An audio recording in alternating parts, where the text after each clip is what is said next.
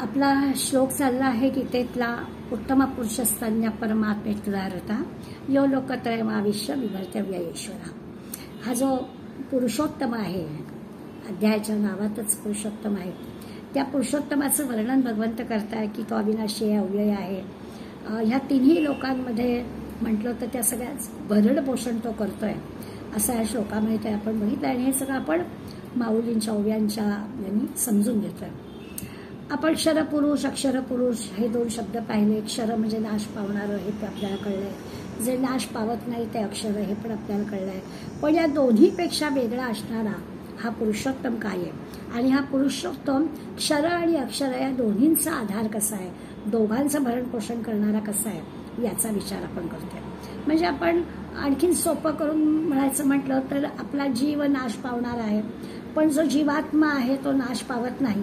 पण या जीवाला आणि जीवात्म्याला दोघांनाही सगळ्या गोष्टी त्यांचं भरण पोषण करणारा जो कोणी आहे तो पुरुषोत्तम आहे.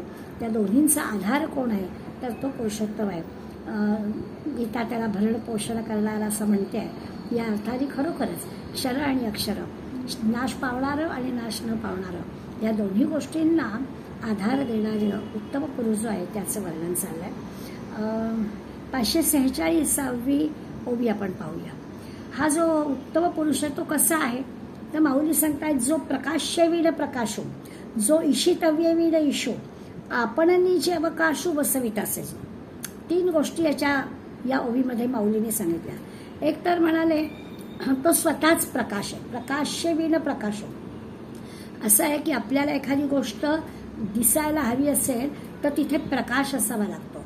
नुसत्या डोळ्यांनी आपल्याला वस्तू दिसत नाही, त्या डोळ्यांना प्रकाशाचं सहाय्य असावं लागतं. मग दिवसा सूर्याचं असतं, रात्री सूर्य नसला तर आपण दिव्यांच्या प्रकाशामध्ये वाचू शकतो, बघू शकतो असं.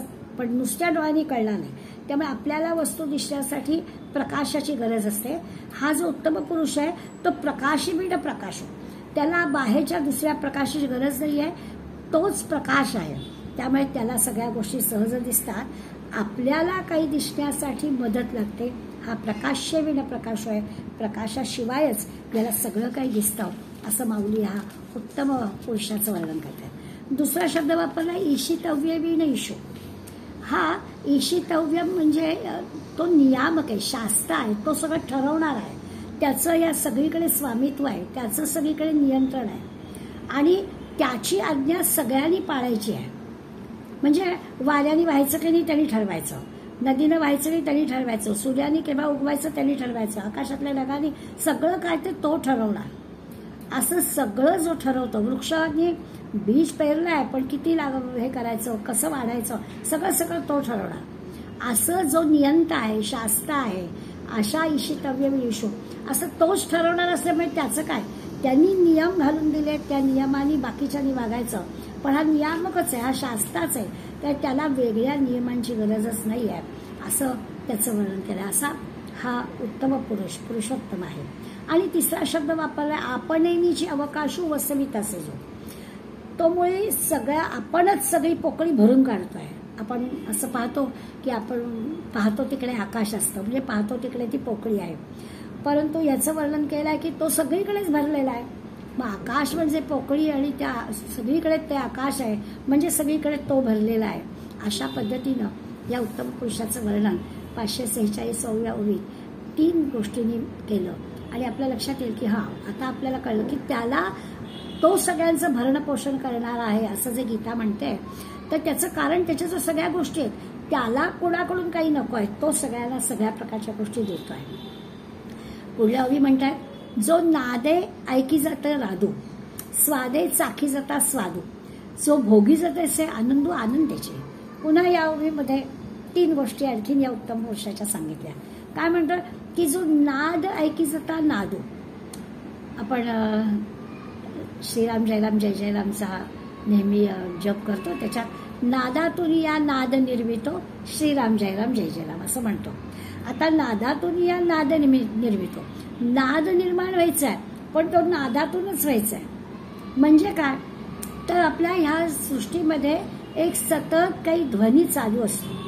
आपण जर असं पाहिलं ना की थोडी मोकळी जागा आहे आणि आपण शांतपणे बघत बसलो तर वाऱ्याचा पण एक आवाज येतो आणि तो जो सृष्टीमध्ये सतत चाललेला एक ध्वनी आहे, सतत चाललेला आवाज आहे, त्या नादात हा आहे, नादातून नाद निर्माण होत आहे. किंवा आणखीन बारकाईने जर आपण विचार केला तर असं पहा की आपण प्रवास करत असतो, त्या ज्या वाहनात आपण प्रवास करतो, रेल्वेत बसलो असलो समजा, तर रेल्वेच्या आवाजाची एक नाद तयार होतो आणि त्या नादात जर आपण आपला जप बसवला तर तो नाद आपल्याला ऐकू येत नाही, आपल्याला जप त्या नादात बसला जप कळतो. किंवा एखादं म्युझिक ऐकतो, त्या म्युझिकच्या ह्याच्यात जर आपण जप बसवला तर आपल्याला त्या म्युझिकमधला तो नाद नाही ऐकू येत, आपल्याला जप ऐकू येतो. तो जो आहे तर हा उत्तम पुरुषाचा नाद नादातून निर्माण होतोय, नादातून या नाद निर्मित होतो. किंवा जो नाद आहे ऐकी जाता नादू असं म्हटलं, याचा अर्थ असा आहे की ती जी एक लय पकडलेली आहे, ती लय म्हणजे तोच आहे, त्या नादात नाद आहे, वेगळा काही आवाज नाही, सगळीकडे ओम ओम भरलेला आहे, म्हणजे तोच भरलेला आहे. तो जो आपण नामजपाचा विचार केला तर आपल्याला लगेच कळतं की तो नादे ऐकी जाता नादू म्हणजे काय आहे. किंवा लगेच त्यांनी स्वादाचाही स्वादू असं म्हटलंय. मला असं वाटतं की भगवंत फक्त स्वादच घेतो ना, आपण नैवेद्य दाखवतो त्यामुळे, आणि अगदी दाखवल्यानंतर ते असं हाताने जणू काही त्यांनी तो खावा किंवा ते तो खाल्ला असं आपल्याला वाटतं, म्हणजे त्या पदार्थाचा स्वादच आपण त्याला देतो. त्यामुळे स्वादाचाही त्याला फक्त स्वाद घेऊनच पुरतो, त्याला वेगळा तुमच्या आमच्यासारखं खावं लागत नाही, त्याला स्वाद घेऊन पुरतो. स्वादाचाही स्वाद आहे, त्यांनीच निर्माण केलेल्या सगळ्या वस्तू आहेत आणि त्या वस्तूंचा स्वाद सुद्धा त्याला पुरतो. म्हणजे तो पाहतोय मी निर्माण केलेलं आहे ते सगळं कसं लोकांना उपयोगी पडणार आहे ना, असं जणू काही तो बघत असतो, म्हणून त्याला स्वाद पुरतो. जसं आपण एकला यांच्या गुरुदेव नारायण यांच्या चरित्रामध्ये पाहिलं होतं की त्यांना पदार्थ, त्यांची पचनशक्ती नाजूक होती, त्यामुळे त्यांना पदार्थ खाल्लेला त्रास होत असे. मग ते काय करायचे, ते स्वाद घ्यायचे आणि त्या स्वादाने त्याला तृप्त व्हायला व्हायचं की भूक लागली, स्वाद घेतला. भगवंत कसा नैवेद्याचा फक्त स्वाद घेतो, हा भगवंत म्हणजे हा पुरुषोत्तम हा स्वादे चाखी जाता स्वादू, तो फक्त स्वादाचा स्वाद चाखतो. म्हणजे क्षणभर मला असं वाटतं की भगवंतांनी आपल्यासाठी किती किती किती पदार्थ निर्माण केले. म्हणजे निसर्गता निर्माण केलेल्या भाज्या फळांचा जरी विचार केला तरी सुद्धा असं वाटतं की अरे त्या प्रत्येकात असणारा स्वाद भगवंतांनी घातलेला आहे ना, तर तो स्वादाचाही स्वाद आहे. किती प्रत्येक फळाची चव वेगळी, प्रत्येक भाजीची चव वेगळी, निसर्गात निर्माण होणाऱ्या प्रत्येक गोष्टीचा एक नुसता आंबा घेतला तरी आंब्यामध्ये किती स्वाद, आणि हे कुठून आलं तर त्या पुरुषोत्तमाने ते दिलं.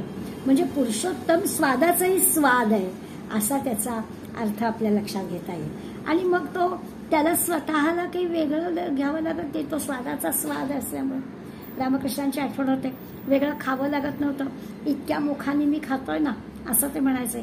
याचा अर्थ असा आहे की तो कसा आहे तर स्वादाचाही, स्वादे चाखी जाता स्वादू असा तो उत्तम पुरुष आहे. जो भोगी जात असे आनंदो आनंदेची, आणि आणखीन तिसरं काय आहे तर तो आनंदाचा, म्हणजे स्वादाचा स्वाद आहेच पण भोगी तसे आनंद, आनंद स्वरूप आहे आणि त्या स्वतःच आनंद स्वरूप असल्यामुळे आनंदाशिवाय दुसरं काहीच नाही. आनंदाचे दोही आनंदाची तरंग, सगळीकडे कसा आनंद भरलेला आहे, मुळात आनंद स्वरूपच तो आहे. त्यामुळे आनंद स्वरूप असणाऱ्या, असं असतं ना की आपल्या आत आनंद असला तर चेहऱ्यावर आनंद दिसतो, आपल्या आत काही दुःख असेल कष्ट असेल तर आपल्या चेहऱ्यावर कष्ट दिसतो. हा आनंद स्वरूपच आहे. त्यामुळे आनंद स्वरूप असणाऱ्याला आनंदाचाच भोग, तो सगळीकडे आनंदच पाहतोय. आपलं कसं असतं, आपल्याला आनंदासाठी बाहेरच्या गोष्टीवर अवलंबून राहावं लागतं. साधं साधं आहे की क्रिकेट आवडणाऱ्या माणसाने क्रिकेटची मॅच बघताना भारताविरुद्ध पाकिस्तान मॅच असेल आणि भारत जिंकला की त्याला आनंद होतो, पण त्याचा आनंद हा बाहेरच्या गोष्टीवर अवलंबून आहे. समजा अगदी न सांगता आणि अचानक आपली मैत्रीण आपल्याकडे आली तर कितीतरी आपल्याला आनंद होतो. तो काय आहे, बाहेरून होणाऱ्या गोष्टीचा आनंद आहे. आपला आनंद हा बाहेरून होणाऱ्या गोष्टींचा आनंद असतो. आणि इथे जो भगवंताचा सांगा, जो भोगी जात असे आनंदो आनंदेची, तो मुळे मुळातच आनंद स्वरूपच आहे. त्यामुळे त्याला सगळीकडे आनंदच दिसतो, त्याला दुसरं काही दिसतच नाही. हा उत्तम पुरुष जो आहे तो आतूनच आनंदी आहे. म्हणजे मला हे वाचता वाचता असं वाटलं की दुपट्यावर जे लहान बाळ आहे आणि काहीच नाही म्हणजे असं मुद्दाम खेळणं काही वाजवून दाखवत नाहीये, कोणी काही टाळी वाजवून दाखवत नाहीये, पण मधूनच ते इतकं गोड हसतं. तर ते काय आहे, हा आनंद आतूनच आलेला आनंद आहे. मुळातच त्याच्या आत असणारा आनंद तसंच इतका छानपैकी तो हसून आपलं हे करतो आणि आपण या काय झोपेत हसतोय बघ. तर ते जे की आहे ते आनंद स्वरूपाचा आनंद आहे, मुळातच आत आनंद आहे. तो आनंद असा त्याला दिसतो. आणि भगवंत हा उत्तम पुरुष कसा आहे, तर तो नादे ऐकी जता नादू, स्वादे साखी जता स्वादू, जो भोगी जात असे आनंदू आनंदीची, असा आत बाहेर आनंद भरलेला असा हा उत्तम पुरुष आहे, असं माऊली आपल्याला सांगतात. पुढे म्हणतात जो पूर्णतेचा परिणाम पुरुषोगा पुरुषोत्तम, विश्रांतीचाही विश्रामू विराला जेथे. प्रत्येक ओवीमध्ये 3-3 गोष्टी माऊलीने सांगितल्या बरं का.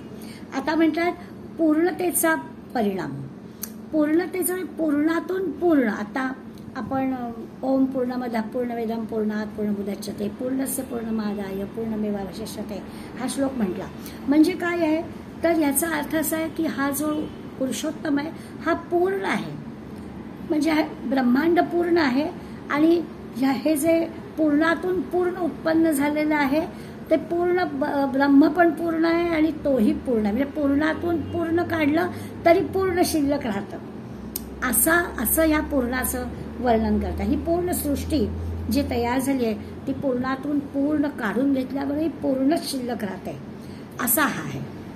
असं त्या पूर्णतेचं वर्णन केलं आहे. आणि शिवाय पुरुषोत्तम आहेत, पुरुषांमध्ये उत्तम पुरुष. खरं तर पुरुष हे तत्व आहे. विचार करायला लागलं तर माऊलींनी आणि चिन्मयानंदांनी असं म्हटलं की हे आपल्या समजुतीसाठी क्षरपुरुष अक्षरपुरुष शब्द वापरले, पण पुरुष हे तत्व आहे. त्यामुळे ते काही तत्व असल्यामुळे ते नाश होण्याचा खरा प्रश्नच नाही आहे. पण तसं आहे की पूर्णतेचा पूर्ण आहे, पूर्णातून पूर्ण काढल्यावर काय दिसेल तर परत पूर्ण शिल्लक राहील. त्याचा परिणाम काय दिसणार, तर पुन्हा पूर्ण शिल्लक राहील, असं आहे. आपण याच्यासाठी नेहमी एक उदाहरण दिलं जातं, माऊलीने अनेकदा दिलेलं आहे की बाळाचा जन्म होतो. आईच्या गर्भातून जन्म होणाऱ्या बाळाचं सर्व अवयव आणि सगळ्यांनिशी छोट्या रूपामध्ये जन्म होतो. पूर्णातून पूर्ण झालेलं असतं, कारण तेच मोठं होणार असतं. असं ते पूर्णातून पूर्ण होणं म्हणजे काय, तर उत्तम पुरुष हा असा आहे की तो काय निर्माण करतो आहे ना, तो सगळ्यांचा आधार आहे ना, तो सगळ्यातून जे निर्माण करतो ते सगळं तसंच आहे, पूर्णातून पूर्ण आहे. एखाद्या जास्वंदीच्या रोपाला आलेल्या कळीचं फूल झालं की ते तसंच्या तसं पुन्हा दुसऱ्या याच्यातून येणार. फळ लावलं, बी वापरली तरी पुन्हा तसंच्या तसं येणार. हे पूर्णातून पूर्ण येणं आहे. एखादा फळाची बी आपण लावली की त्याला येणारं जे काही रोप आहे त्याचा वृक्ष होणार, त्याला फळ येणार. ते लावलेल्या बी ज्या पूर्णातून बी लावले तेच पूर्ण परत येणार आहे. असं हे पूर्णतेचा परिणाम आहे. हा जो आपला पुरुष उत्तम पुरुष आहे तो असा आहे की तो तर आहेच उत्तम आहे, त्याच्यातून येणार आहे सगळं पूर्ण आहे. पुरुषगा पुरुषोत्तम.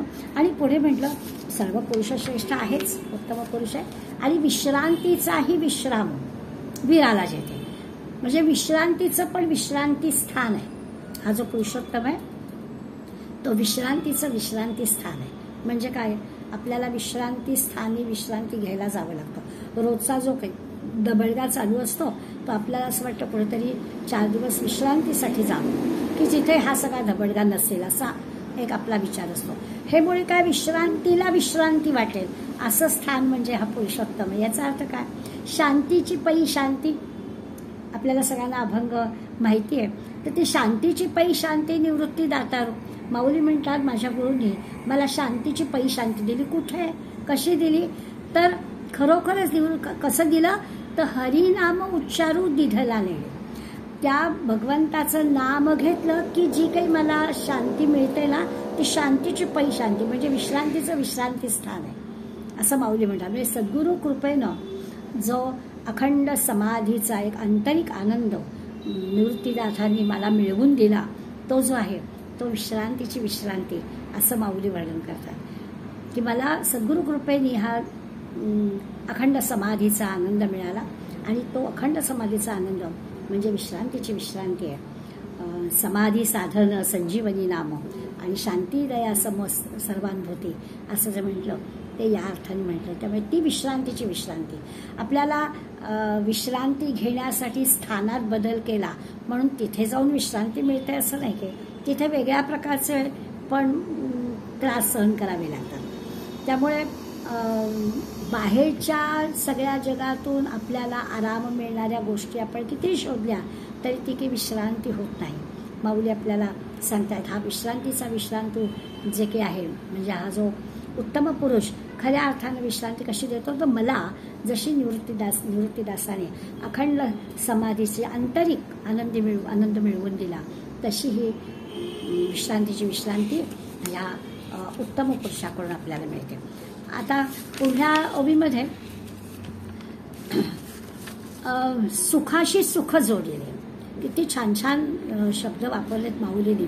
म्हणजे एकूण आपल्याला या उत्तम पुरुषाचं प्रत्यक्ष दाखवता येणार नाही, प्रत्यक्ष अनुभव आपल्याला घेता येणार नाही आहे, पण आपल्याला त्याचं निदान कळावं यासाठी माऊलींचा फार मोठा प्रयत्न चालला. आता म्हणतात सुखाशी सुख जोडिले जे तेज तेजासी सापडले शून्यही बुडाले महाशून्य जिथे. आता हे कसं आहे तर सुखाशी सुख जोडिले पुन्हा पुन्हा ना असं छान अभंगाचे आठवण होते. सुखाचे हे सुख श्रीहरी मुख. खरं सुखाचं सुख काय आहे तर भगवंताचं नुसतं बघणं, सगुण रूपामध्ये त्याला बघणं. आणि मग पुढे नामदेव महाराज म्हणा पाहताही तहान गेली, भूक तहान गेली. सुख कशाला म्हणायचं तर खरं सुखाचं सुख आहे की जेव्हा मी भगवंताचं असं सगुण रूप पाहतो माझी तहान भूक जाते. आणि भेटली भेटली विठाई माऊली वासना निवाली जीवाती. बरं असं ते सगळं रूपातलं माऊलीचं दर्शन विठ्ठलाचं दर्शन झालं आणि मग काय झालं सगळं निवूनच गेलं हो. सगळी वासना संपूनच गेली हो. चंद्रासी चकोर मेघासी मयूर वाटे तैसा भर आनंदाचा असं नामदेव माऊली महाराज वर्णन करतात. आणि शेवटी म्हणतात नामा म्हणे पाप आणि ताप दुःख गेले जाहले हे सुख बोलवे ना. किती सुख झालं हे मला शब्दात सांगता येणार नाही. ते जसं नामदेवांच्या सुखाचं सुख तसं या उत्तम पुरुषाचं सुखाचं सुख आहे की तो उत्तम पुरुष म्हणजे काय सगळं काय सुखच आहे, दुसरा विचारच आहे, दुसरं काही नाहीच. त्यामुळे ते सुखाला सुख असा झालं. जे तेज तेजासी सापडले तेजालाच तेजाचा लाभ झाला. आता मुळात काळोख असेल तर त्या तेजाचा प्रश्न नाही, इथे तेजच आहे त्या तेजाला तेजाचा लाभ झाला. किंवा अगदी महाशून्य आहे त्या महाशून्यात शून्याचा लय झाला. थोडक्यात काय एक सुखाची जी परिसीमा आपण म्हणतो की ह्याच्यापेक्षा आणखीन आता काही नाही अशा प्रकारचं या उत्तम पुरुषाचं सुख त्याला मिळत आहे. की म्हणजे आता तेजालाच तेजाचा लाभ असं म्हणताना आपण विचार करतो की असं म्हणजे काय असेल तर आपण बोलताना व्यवहारात म्हणतो बघा एखादी अगदी गोड तरुण मुलगी सुंदर असेल तर तिला म्हणतो अरे वा हिला काही मेकअपची गरजच नाही आहे, मुळातच जातीची सुंदर आहे, तिला आणखीन काय करायचं आहे दागदागिने आणि मेकअप करून. हे जे ना ते तेजाला तेज प्राप्त झालेलंच आहे मुळे, आणखीन वेगळं काही नकोच आहे की वेगळ्या काही ह्या बाहेरच्या गोष्टींनी आपलं सौंदर्य वाढवावं अशी काही गरजच नाही. ह्या उत्तम पुरुषाचं असं आहे की त्याला तेजालाच तेज प्राप्त झालेलं आहे. जो विकासाही वरी उरता ग्रासातेही ग्रासून पुरता जो बहुते पाडे बहुता पासूनी बहु. आता ह्याच्यात म्हणलं की अहो एखाद्या गोष्टीचा विकास होणं म्हणजे आता एखादी डिग्री घेतली जे काही घ्यायचं झाला माझं शिक्षण पुरं झालं इथे मुळे काय विकास संपून उरणार आहे वाटतंय पण अजूनही आहे असं म्हणजे थांबायचं काही संबंधच नाही. जो विकासाही वरी उरता जसं नेहमी दशांगुळे उरला असं म्हणतो ना तसं आहे की हा भगवंत कसा आहे तो सगळीकडे आहे पण तरी देखील उरलेला आहे अशा अर्थाने म्हटलंय. ग्रासातही ग्रासुरी पडता. खरं तर ग्रासाचाही ग्रास म्हणजे परिपूर्ण आहे. घासाचा ग्रास आहे म्हणजे काय तर सगळीकडे भरलेलाच आहे तो, वेगळं काय त्याला देणार अशा पद्धती पूर्णत्वानं असणारा म्हणून ग्रासाचा ग्रास असणारा.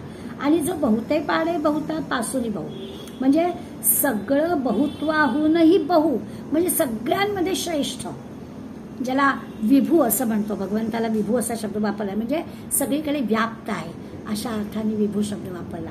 तर सर्वांना व्यापून दशांगुळे उरलाय अशा त्या उत्तम पुरुषाचं वर्णन माऊली करतात की त्याचं असं वर्णन प्रयत्नपूर्वक करतोय. शेवटच्या ओवीत येणारच आहे की याचं वर्णन काय करावं, हे याच्यासारखंच आहे, याच्यापेक्षा आणखी काही सांगता येणार नाही असं म्हणून खरं तर या उत्तम पुरुषाचं वर्णन माऊलीने थांबवलं शेवटच्या ओळीमध्ये, आपण ते पाहू.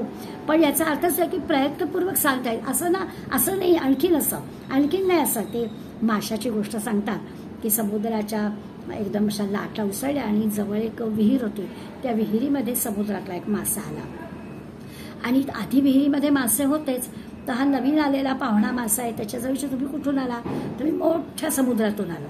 मग यांनी विचारलं मोठा समुद्र म्हणजे किती मोठा. मग आता विहिरीच्या मध्ये राहणाऱ्या माशाला किती मोठा असं कसं सांगणार. मग त्यांनी आपलं एक उडी मारून दाखवली, या काठापासून त्या एवढा मोठा, याच्यापेक्षा मोठा म्हणजे किती मोठा कसं सांगणार. तसं या आपल्या उत्तम पुरुषाचं झालंय की माऊली वर्णन करतायत एवढं नाही याच्यापेक्षा, एवढं नाही याच्यापेक्षा. तर ते याच्यापेक्षा म्हणजे किती असा सगळा जर विचार केला तर आपल्याला सगळ्या ओव्यांचा लक्षात येईल की सुखाचं सुख म्हणजे काय.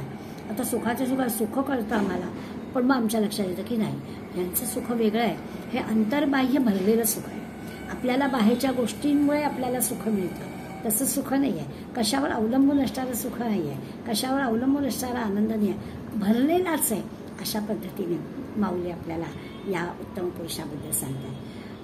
पुढे म्हणतात 551 ओवी पै. आता या 51, 52, 53 या ओव्यांमध्ये थोडासा आपल्याला माऊलीने हे केलं की जाणतेपण आणि नेणतेपण.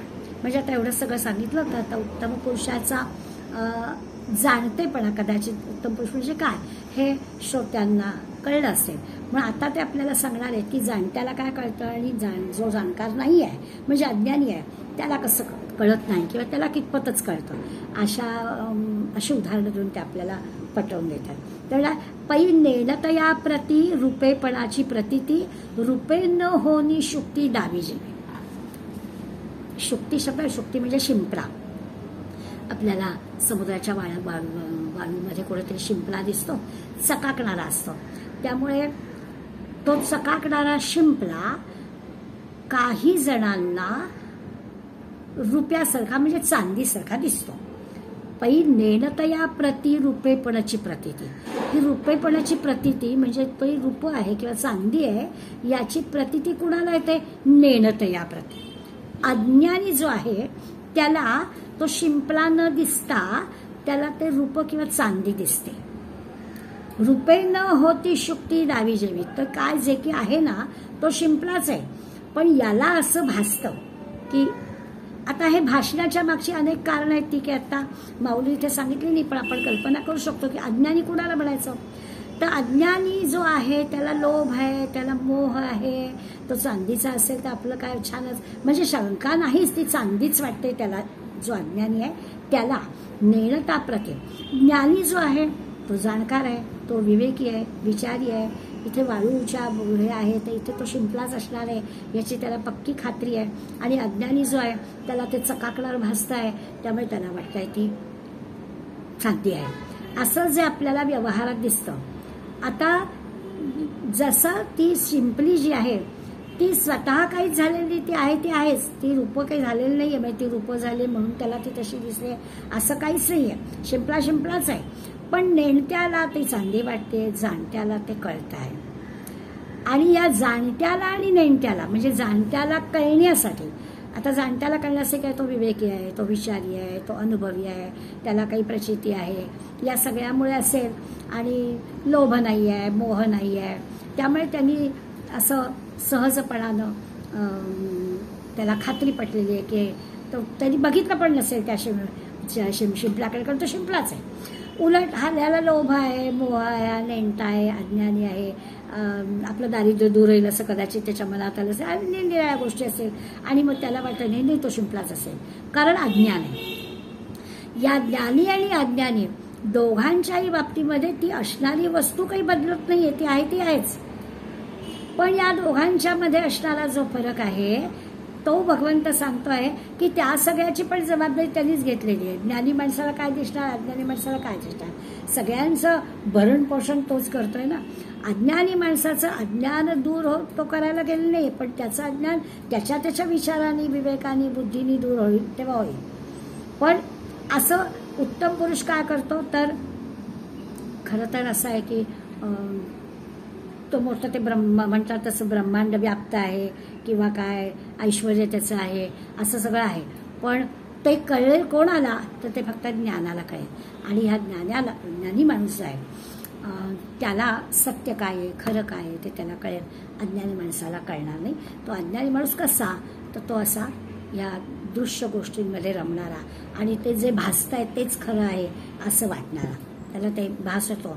आणि म्हणून तो आता ती जी शिंपली आहे ती नुसतीच चकाकताय, ते रूप भासताय, तो जो नेणता आहे तो अज्ञानी आहे. हे सगळं आपण म्हणजे यापूर्वी आपण आता 15व्या अध्यायापर्यंत आलोय, त्यामुळे यापूर्वी अशा प्रकारचे दाखले देऊन झालेले आहेत. त्यामुळे आता काही मोठं त्याचं स्पष्टीकरण द्यायची गरज नाही आहे.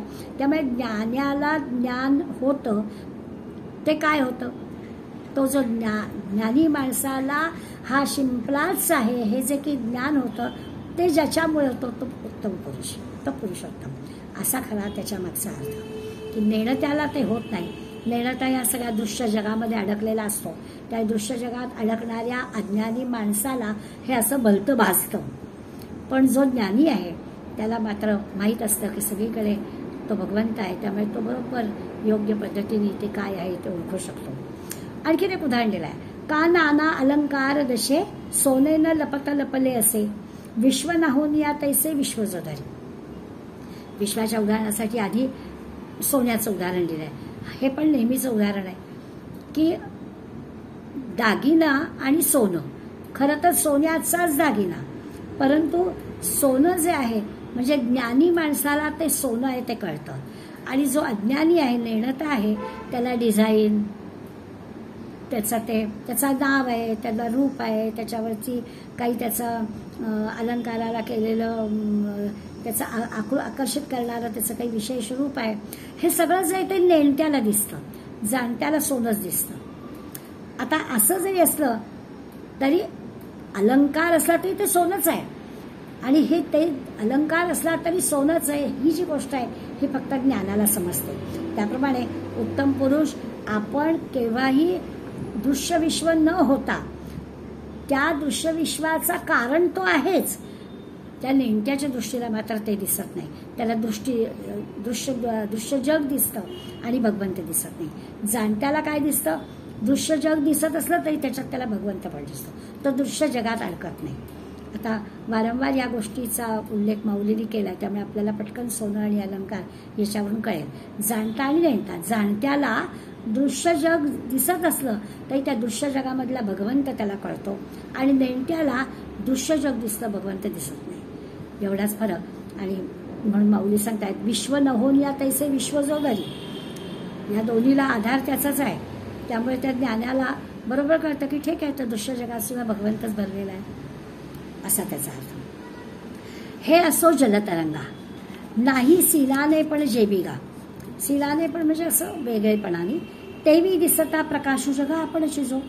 आता नेहमीच लाटा आणि पाणी उदाहरण जलतरंग, आणि ते म्हणतात की लाटा आणि पाणी यात काही भिन्नता नसते, वेगळेपणा काही पाणीच येते, ते वेगळ्या आकारात दिसतं म्हणून आपण त्याला लाट म्हणतो एवढंच.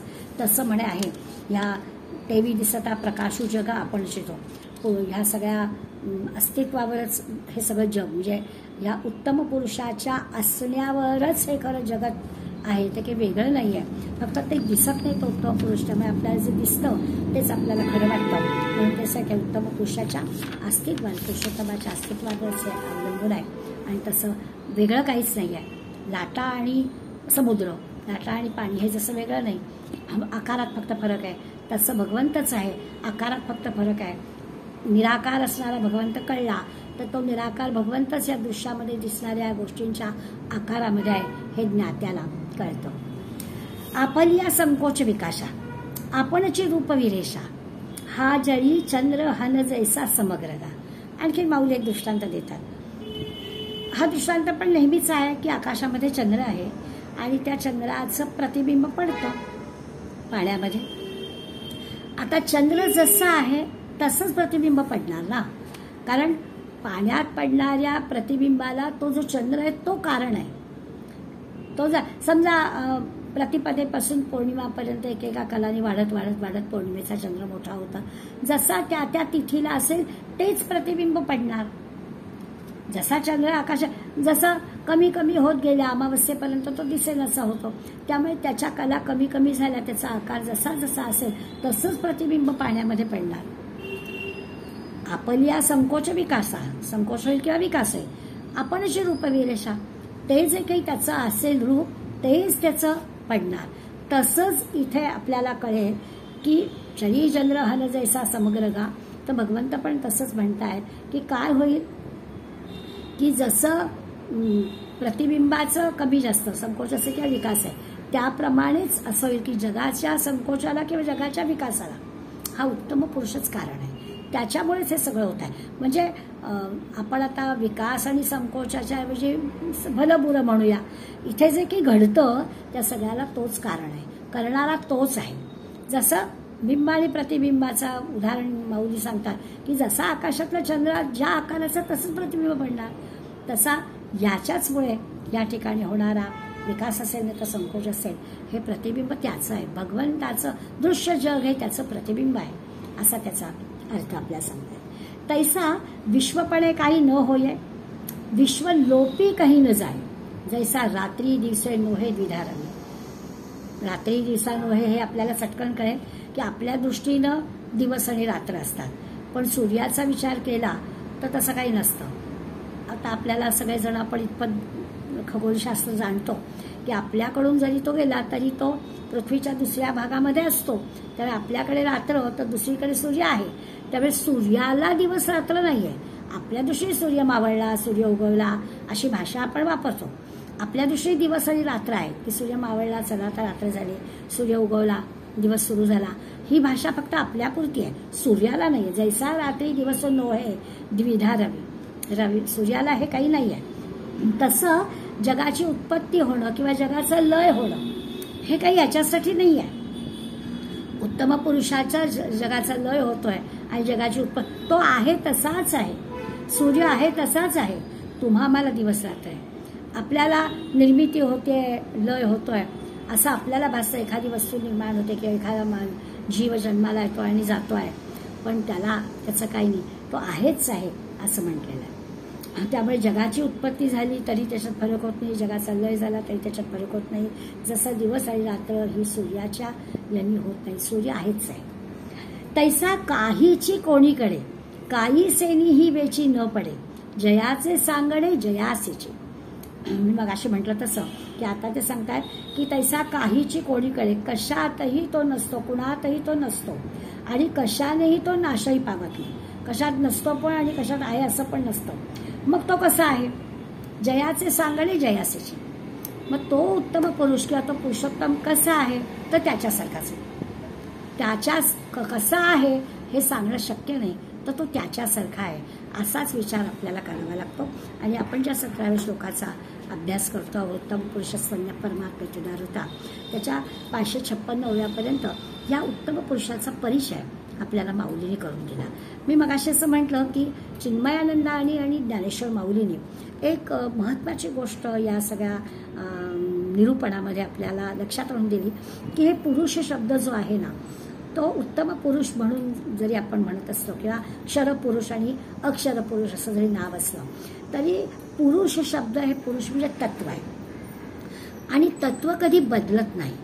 परंतु आपण पाहिलं आहे की क्षर का म्हणायचं तर जेव्हा ते दुसऱ्या म्हणजे आत नाशिवंत अशा देह नाशिवंत आहे म्हणून त्याला क्षरपुरुष म्हटलं, पण ते तत्व आहे त्यामुळे तत्व कसं नाशिवंत होईल, पण आपल्याला कळायला हवं याच्यासाठी तरी क्षरपुरुष असं म्हटलं. अक्षरपुरुष म्हटलं म्हणजे नाशिवंत नाही, पण ते नाशिवंत नाही असं म्हटलं तरी जे देवा देहाच्या याच्यात अडकतं त्यावेळेला त्याला त्याचे गुणदोष लागतात असं आपण पाहिलं. म्हणून तिथे पुरुष शब्द जरी वापरला असला तरी पुरुष हे तत्व असल्यामुळे या गोष्टी होणारच आहे. आणि म्हणून तिसरा जरी शब्द वापरला की या दोन्ही गोष्टी क्षर आणि अक्षर पुरुषाचं जे काही घडत असतं नाशिवंत असणं किंवा नाशिवंत नसणं, या सगळ्याला आणखीन तिसरी एक शक्ती असते, ती म्हणजे उत्तम पुरुष. परंतु ते उत्तम पुरुष कसा, जसं आता 556व्या ओळीत सांगितलं की त्याचं वर्णन करता येत नाही, तो कसा आहे हे सांगायचं झालं तर त्याच्यासारखाच आहे असं सांगावं लागतं. महाभारतामधला एक प्रसंग आहे की कर्णाचा तेजोभंग करण्यासाठी शल्य या सारथ्याला सांगितलं गेलं होतं आणि त्याच्यावर जबाबदारी दिली ती, तू काय करतं, कर्णाचा तेजोभंग होईल असं कर.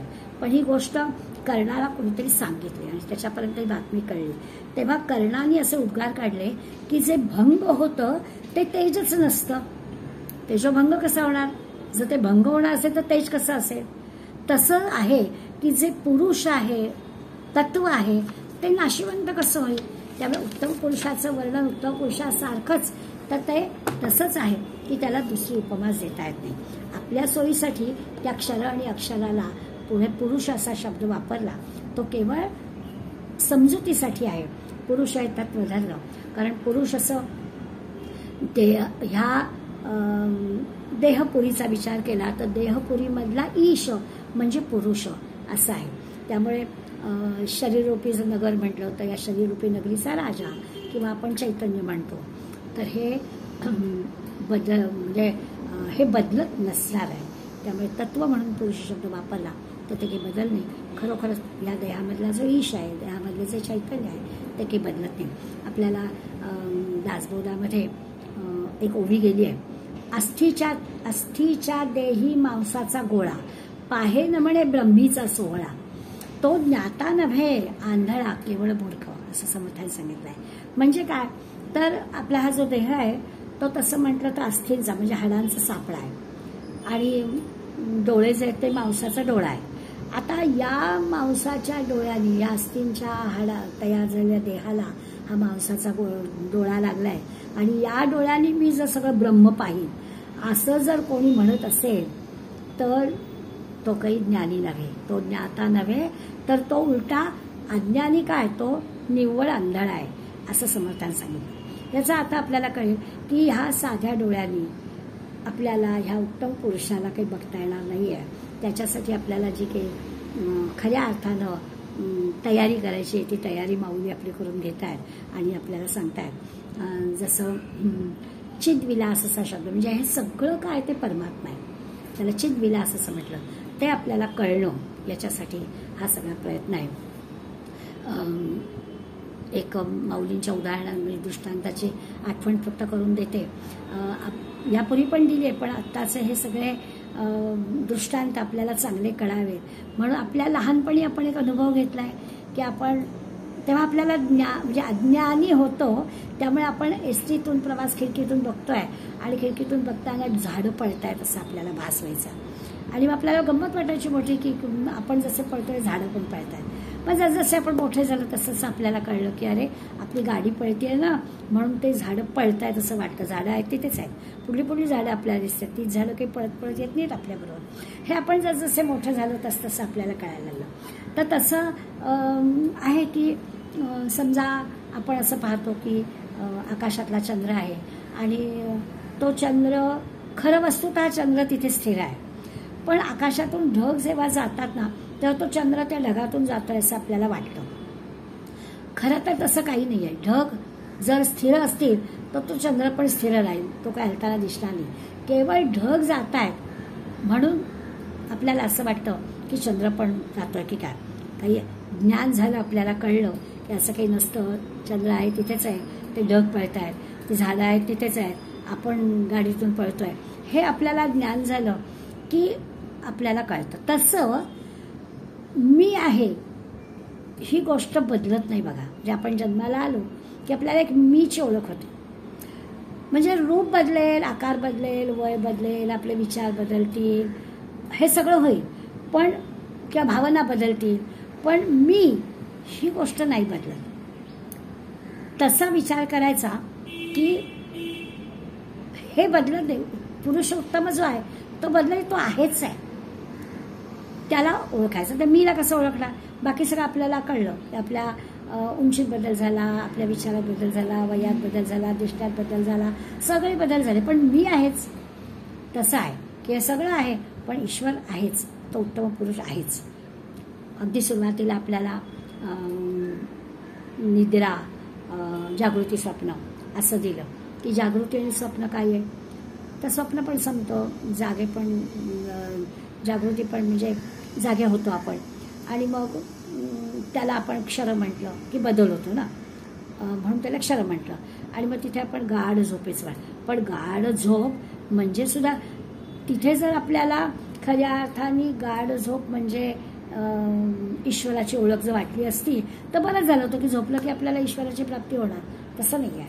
त्या गाढ झोपेचा पण त्या ब्रह्मचैतन्याशी किंवा त्या पुरुषोत्तमाशी काहीच संबंध नाही आहे.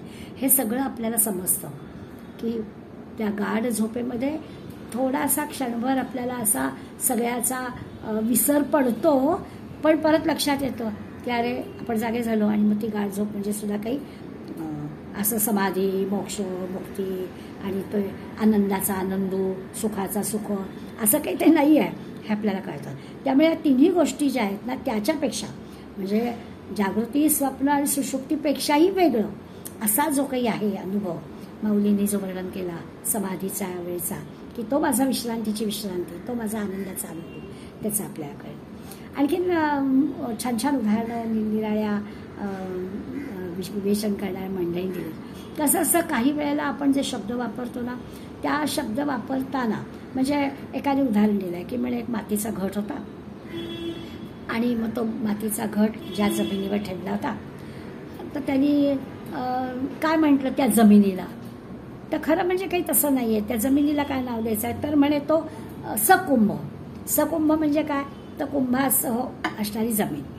आता हे काही जमिनीला कुंभाचा जो काही त्या भागामध्ये तो कुंभ ठेवला गेला पण जमिनीचं नाव बदलण्याचं खरं म्हणजे काहीच कारण होतं. पण त्यांनी म्हटलं की ती जमीन कुठली, तर सकुंभ, तिथे कुंभ आहे. मग कोणीतरी तो कुंभ उचलून बाजूला ठेवला आणि आता विचार आता ही जमीन काय आहे, तर म्हणजे आता तो कुंभ नाही आहे ना, मग निष्कुंभ. आता हे जे असे शब्द वापरले जातात ना, कुंभ आहे म्हणून सकुंभ आणि नाही म्हणून निष्कुंभ, तर जमिनीचा आणि कुंभाचा काहीही संबंध नाही आहे. त्यावरून जमिनीचं काही नाव पडण्याची काही आवश्यकता नाही आहे. हे जे काही ज्ञान आहे हे आपल्याला सहज कळलं की बा हे काय नुसता कुंभ ठेवला म्हणून तिचं नाव बदललं, कुंभकोटी उचलून ठेवला म्हणून तिचं नाव बदललं, असं काही असण्याचं कारण नाही आहे. तर त्या जमिनीला हा दुसरं काही बा जमिनीचा वेगळा कस आहे, जमिनीची काही वेगळी शक्ती आहे, त्या जमिनीमध्ये अमुकच आहे काही तर आपण त्या जमिनीचं वेगळेपण काहीतरी सांगू शकू. पण ह्याला काय सकुंभ आणि निष्कुंभला अर्थ आहे. तर हे ज्याला लक्षात येतं आणि हे ज्ञान होणं, कशाचं ज्ञान होणं की कुंभाचा आणि जमिनीचा काही संबंध नाही आहे. आकाशातल्या चंद्र हलतोय तर त्या चंद्राचा हल्ल्याशी काही संबंध आहे, ग्रह घालतात. हे जे काही ज्ञान होणं आहे हे ज्ञान होणं म्हणजे खरं उत्तम पुरुष समजला आहे. अशा उत्तम पुरुषाची समजून देण्यासाठी दाखवता येतच नाही आहे. अविनाशी आहे, अव्यय आहे, तो सगळ्यांचा आधार आहे, तो सगळ्यांचं भरण पोषण करतो आहे. अशा प्रकारचा माऊलीने आपल्याला पटवून देण्यासाठी असा प्रयत्न केला आहे. तो पुरुषोत्तम आपण पाहिला आहे. आता आणखीन विशेषत्वानं जो भाग पाहायचा आहे तो आपण पुढल्या वेळेस पाहू. आज आपण केवळ 10 ओव्यांचा अभ्यास केला आहे, 546 ते 556.